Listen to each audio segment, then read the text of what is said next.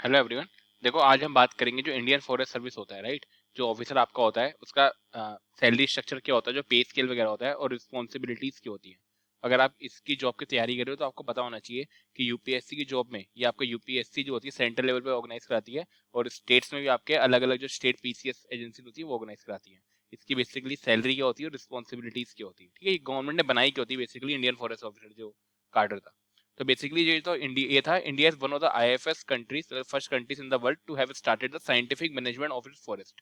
Like जो आपके forest वगैरह होते हैं है ना, उनका ना साइंटिफिक मैनेजमेंट करना होता है। आपको देखना होता है आपका जो फॉरेस्ट एरिया है उसको कैसे मेंटेन करना है, उसको बहुत ज्यादा हमें कम नहीं होने देना, राइट। तो आपका जो फॉरेस्ट का जो पूरा साइंटिफिक मैनेजमेंट होगा, डेट फॉर द जो आपका फर्स्ट जो इनिशिएटिव था वो यही था कि इसका साइंटिफिक मैनेजमेंट करना है, इसके लिए सर्विस क्रिएट की गई थी। तो पहले इसको जो था इंपीरियल फॉरेस्ट सर्विस जो आपका ये था, इसको imperial forest service was constituted इन 1867। तो बेसिकली गवर्नमेंट के पास ये था कि फॉरेस्ट कंजर्वेशन उसको इंक्रीज करना है। जैसे आपका होता है ना कि आपको सपोज करो डिस्ट्रिक्ट को मेंटेन करा है, इस डिस्ट्रिक्ट में क्या होता है आपका आईएएस ऑफिसर होते हैं, क्या होते हैं एडमिनिस्ट्रेटिव ऑफिसर, डीएम एसडीएम होते हैं। ऐसी अगर इस एरिया में कोई फॉरेस्ट कवर आता है तो उसका साइंटिफिक मैनेजमेंट कौन करेगा, तो फॉरेस्ट जो ऑफिसर्स होते हैं। तो whole concept was to maintain the forest cover, जो भी आपका लैंड एंड वाटर कवर होता है। Why the agriculture engineering guy can opt for this, because we study one chapter one, पूरा आपका एक सेक्शन होता है that is soil and water conservation. तो जो भी आपने यहाँ पे पढ़ा है, like whatever the conservation study that you have studied, वो आप यहाँ पे इसको अप्लाई कर सकते हो। इसलिए ये आपकी जॉब को जो है सपोर्ट करता है इन द सेंस, राइट। अगर आप देखोगे तो इसमें डिफरेंट डिफरेंट पोस्ट होती हैं। जो आप स्टार्ट करते हो, आप जूनियर टाइम स्केल से स्टार्ट करते हो। इसमें स्केल ऑफ पे जो बहुत ही अट्रैक्टिव होता है, आपका जो होता है 56,1,000, ये आपका होता है जो ये आपकी पहली वैल्यू लिखी है, इट्स बेसिक पे। फिर इसमें अलाउंसेस वगैरह ऐड होती है, राइट। तो आपको सबसे पहले जूनियर टाइम स्केल बनेगा, ये आपका लेवल 10 है। यहाँ से आपका इनिशियल लेवल पे रिक्रूट होता है, ऐसे करके आपका इंक्रीज होते हो अपने ऑर्डर में, राइट। तो इनिशियली जो आपका रिक्रूटमेंट होगा वो आपका जूनियर टाइम स्केल पे होगा, फिर आप सीनियर टाइम स्केल बनोगे तब आपका जो स्केल पे है वो आपका 67,700 हो जाएगा। जो पे लेवल होगा वो आपका 11 होगा। तो आप देखोगे तो यहाँ पे 10 से 11 होता है। फिर आप जैसे ही आप जूनियर एडमिनिस्ट्रेटिव ग्रेड बनोगे तो आपका 78,800, ये सब बेसिक सैलरी इसमें अलाउंस है। फिर यहाँ पे 1,18,500 होती है, तब आप deputy conservator of the forest बनते हो। जब आपका ये जब आप इस पोजीशन में पहुंचते हो तो आपका पे लेवल 13 हो जाता है। फिर यहाँ पे 13 के दो पे लेवल चलते हैं, 13 और 13 ए। फिर 13 ए में ही एक आपका हायर पे लेवल लगता है, 1,31,100। तो आपका जो बेसिक पे होगा वो आपका 1,31,100 रुपए हो जाएंगे। That is the conservative of the forest. फिर आपका chief conservator of the forest है जो आपका 1,44,200 तक जाएगा। फिर आपका additional principal chief conservator of the forest, right. ये तो आपका चीफ कंजर्वेटर है। फिर आपका additional principal chief conservator of the forest होता है, उसमें आपका 1,82,200 तक जाएगा।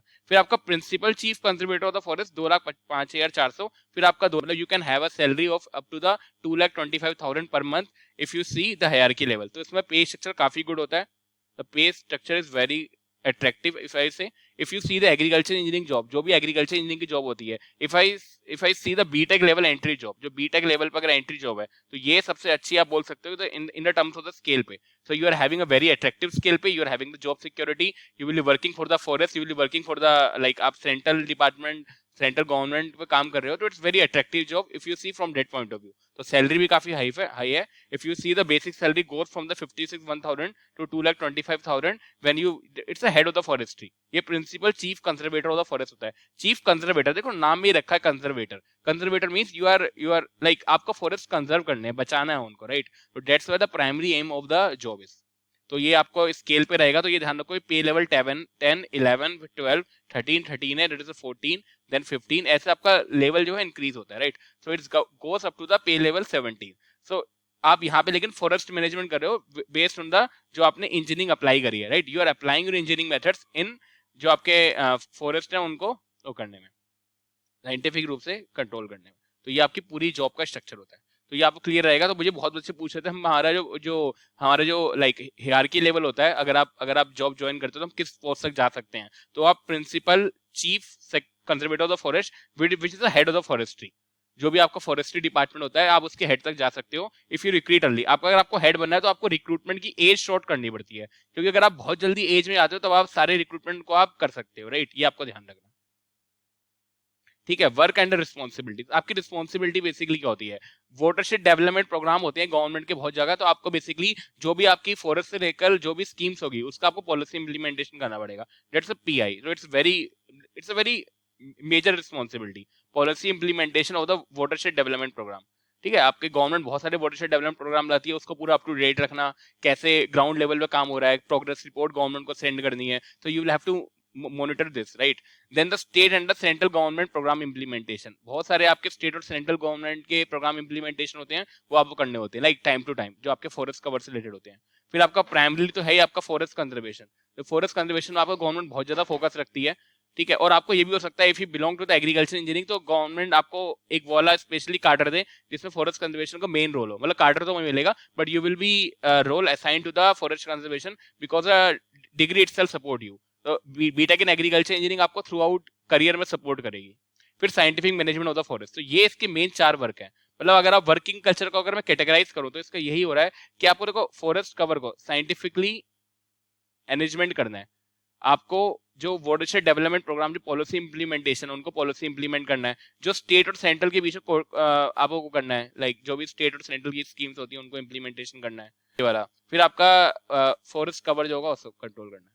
ठीक है, तो आपके ये 4 आपके एयर है। ठीक है, तो आप जो भी बच्चे ज्वाइन करना चाहते हैं, जो भी बच्चे तैयारी करना चाहते हैं, तो ये एग्जाम यूपीएससी, इसको मैं ऑलरेडी डिस्कस कर चुका हूँ। तो ये आपकी वैकेंसीज आती हैं लगभग 100 से 110 वैकेंसी आती है, लाइक 85 वैकेंसी 200, फिर 15 में 110 110 110 और ये 90 लगभग। कंपटीशन अगर आप देखोगे तो आपके अपीयर्ड इतने होते हैं। ठीक है, ये तो आपकी फॉर्म भरती है, इनको तो हटा दो। जो आपके अपीयर्ड होते हैं 1,22,000, ये कॉन्स्टेंटली इंक्रीज हो रहा है। If you see in a higher level, यहाँ पे 97,000 थे, 1,01,000 है, ये 98 आ रहे हैं, 1,05,000, 1,22,000। फिर इनमें से आपके इतने बच्चे निकालते हैं, ये 1,01,178 बच्चे, they will clear the pre examination. तो ये आपको ध्यान रखना है। नेक्स्ट जो इसका प्रिलिमिनरी एग्जामिनेशन होता है और उसका मेन एग्जामिनेशन होता है। प्रिलिमिनरी एग्जामिनेशन आपका 400 नंबर का होता है, जिसमें आपके पेपर 1 और पेपर 2 होता है 200-200 नंबर का। पेपर 1 से आपकी मेरिट बनती है, इट इज क्वालिफाइंग, ये तो आपको क्वालिफाइंग पेपर है, it is qualifying paper. The paper 1 will be considered for the merit deciding factor, ये आपका मेरिट डिसाइडिंग फैक्टर होता है। फिर आपके मेन में general English, general knowledge, option 1, option 2। Option 1 में आप एग्रीकल्चर इंजीनियरिंग चूज कर सकते हो, एजी इंजीनियरिंग, यहाँ भी आप एजी इंजीनियरिंग चूज कर सकते हो। तो ये आपके सब्जेक्टिव पेपर होते हैं। ठीक है, तो आपको एग्रीकल्चर इंजीनियरिंग के 2 पेपर होते हैं 200-200 नंबर के। 2 पेपर आपके फॉरेस्ट्री के होंगे, एक आपका जनरल इंग्लिश का होगा, जनरल नॉलेज का होगा। इंग्लिश का पेपर आप बहुत आसान लेके चलो, मैं इसलिए आसान बोल रहा हूँ क्योंकि if you see like other paper को कंपेयर करोगे तो जनरल इंग्लिश आपको ज्यादा टाइम नहीं देना, बहुत ही ईजी है। जनरल नॉलेज में अगर आपने प्री के लिए जनरल नॉलेज पढ़नी है तो उसी से मैक्सिमम चीजें हो जाएंगी। और बाकी इसका भी एक फिक्स पैटर्न होता है, अगर आप प्रीवियस ईयर पेपर को देखोगे, प्रीवियस ईयर पेपर को, तो उनका भी फिक्स पैटर्न होता है, वहीं से मैक्सिमम क्वेश्चन पूछे। मतलब आईएएस के मेंस में और आईएफएस आईओएफएस, इसको आईएफओएस बोला जाता है, इंडियन फॉरेस्ट सर्विस। आईएफएस आपका इंडियन फॉरेन सर्विस होती है, तो ये आपकी होती है फॉरेस्ट सर्विस जनरली, आईएफओएस, और आईएफएस आपका होता है फॉरेन सर्विस। ये दोनों में डिफरेंस होता है। ठीक है, ये ध्यान रखना, पता होना चाहिए आईएएस और आईओएफएस। तो जो बेसिकली इसका मेन का पेपर होता है और इसके मेन और इसके मेन में बहुत बड़े डिफरेंस है। यहाँ पे मेन में एक ऑप्शनल है, यहाँ पे 2 ऑप्शनल है, यहाँ पे जीएस के 4 पेपर होते हैं, यहाँ पे जीएस का एक ही पेपर है। तो ये आपका मेन डिफरेंस होता है यहाँ पर। तो ये सारी चीजें होती हैं। ठीक है, if you want to prepare देना प्रिपेयर कर सकते हैं। ठीक है।